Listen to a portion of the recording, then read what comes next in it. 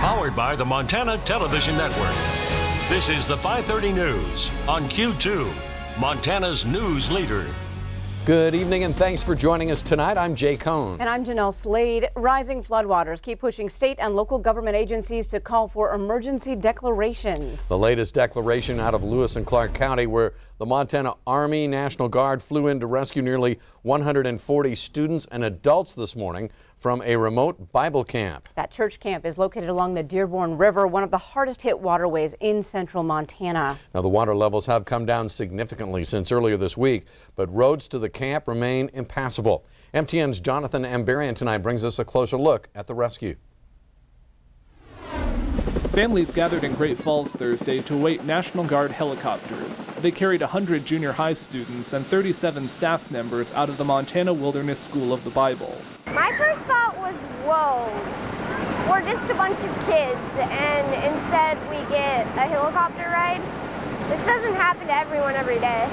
The school, located on the Dearborn River southwest of Augusta, was hosting a summer Bible camp. Floodwaters washed out portions of Dearborn Canyon Road, stranding the students and staff. There really wasn't any danger at the time, but just not knowing the unknown of when anybody could get in or out of there, I'm sure parents would have really wanted their kids to be out just to make sure everything was safe. Governor Steve Bullock approved the use of 2 Chinook helicopters to bring everyone out. It made for a unique experience for the campers. Really excited. I've never flown on a helicopter before. Families thanked the authorities who made the airlift possible. Who would think I'd have to drive 60 miles to come pick him up, but you know what? It was worth it. My daughter's very jealous because her brother got to have fun and she didn't. It was really cool, and once in a lifetime. I wish I could do it again, but that's probably not likely. In Helena, Jonathan Ambarian, MTN News. All right, happy ending. Thank you, Jonathan. Lewis and Clark County leaders say rescue crews plan to return to the Augusta area this evening to help a separate group of hikers that are stranded in another campground. So now we turn our attention to our local region where flooding concerns the most severe along the Musselshell River. With an update on what residents of Roundup and Musselshell County can expect in the coming days, we head over to Connor Pregetzer in the Weather Center. Connor. Well, thank you, Jay and Jeanelle. Yes, we talked yesterday about the immense amount of precipitation that has fallen in the Musselshell River Basin and has that river running very high. Now I've got behind me again the forecast for the river from the NWS, and we noticed a little bit different. We got that 11-foot crest that's bumped back almost a half a foot from the forecast for yesterday. Now this is in the city of Roundup. That is still in major flooding stage, and there is certainly going to be impacts felt because of this, but you know, any movement in the backwards direction is a good one as far as less water being there. This is for the town of Musselshell.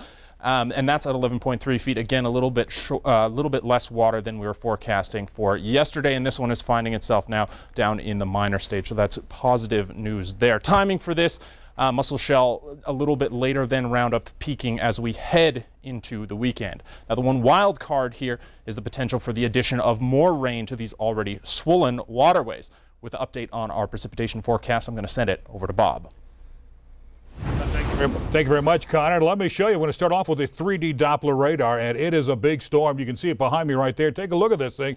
It covers basically from Lewistown all the way down towards basically into Wyoming at this hour. But here it's doing that famous thing it does for the Billings area. It does that, what I call it the 7-10 split, where half goes to the north, the other half goes to the south, and you'll see it just kind of really slides past the Billings area. Still have some pretty big storms in this thing, and take a look at this. Up here in by Lewistown in Fergus County, that's a severe thunderstorm warning. We're reporting nickel-sized hail out of those storms, out of that thing. And so that particular thunderstorm warning stays with us until about 6 o'clock tonight. Now, earlier today, about 4:15, we did have a possible tornado out by Warland. We had some big storms down in northern Wyoming. That storm kind of slipped past them, and no reports of any touchdowns or anything like that.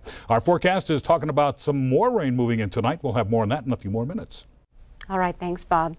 Well, to help alleviate flooding in and around Great Falls, crews are opening up spillways at the 5 major dams. Take a look. Quite an impressive sight. Northwestern Energy says dam operators at the 5 hydroelectric dams are monitoring very high flows along the Missouri River. Early this morning, flows at Black Eagle Dam reached nearly 40,000 cubic feet per second. Now, that's comparable to high flows back in 2011 when there was some major flooding.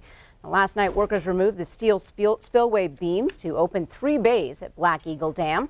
People in Great Falls are being urged to stay clear from the riverbanks above and below the dams. Very impressive sight. Don't see that very often.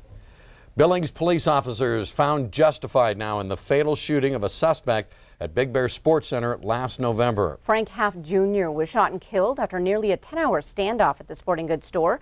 Q2 Samantha Harrelson has followed this story for us and has more on the jury's decision today. Sammy.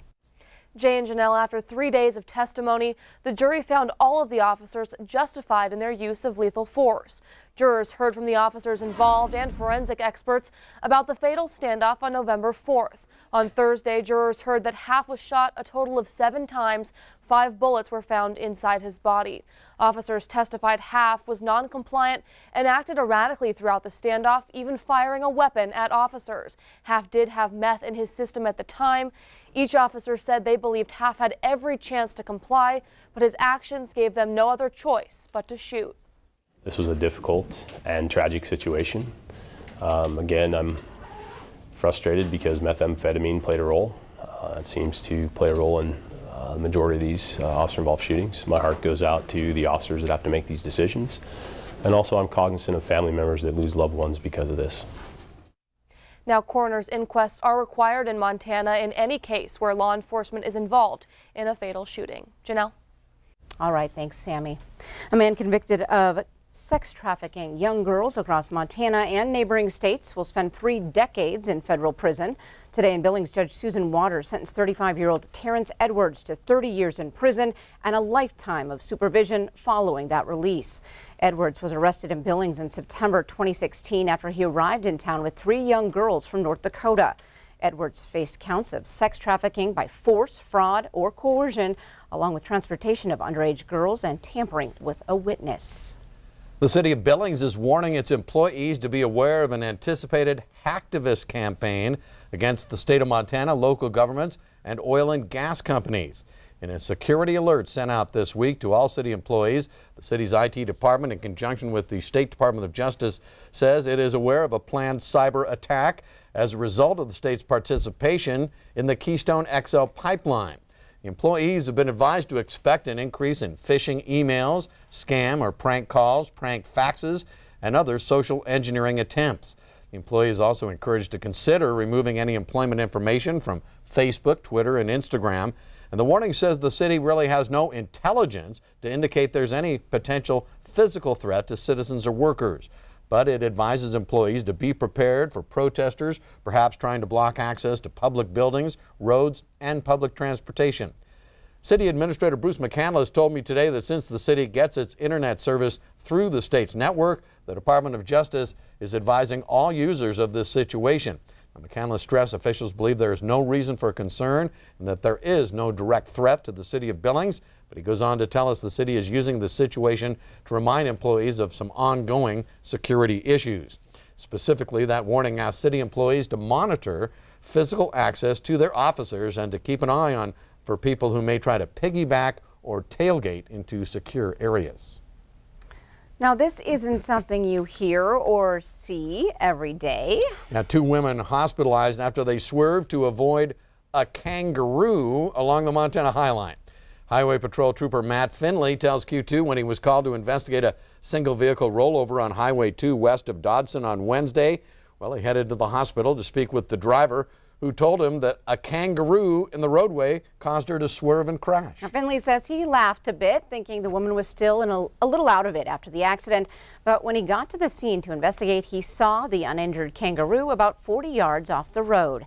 Finley tells us he's been told there is a kangaroo farm somewhere in that area, but he has not yet been able to locate it. Both women, we're happy to report, have been released from the hospital. As far as Trooper Finley knew, that kangaroo is still on the loose. There's a Far Side car, too, there somewhere. Still to come on tonight's 5:30 News. Tomorrow is the deadline to get initiatives qualified for the November ballot.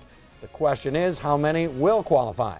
And tonight in sports, Gatorade today announced its track and field athletes of the year. Scott shows us which Montana standouts win. You're watching MTN News with Jay Cohn and Jeanelle Slade. Storm Tracker weather with Bob McGuire and sports with Scott Green. This is the 5:30 News on Q2, Montana's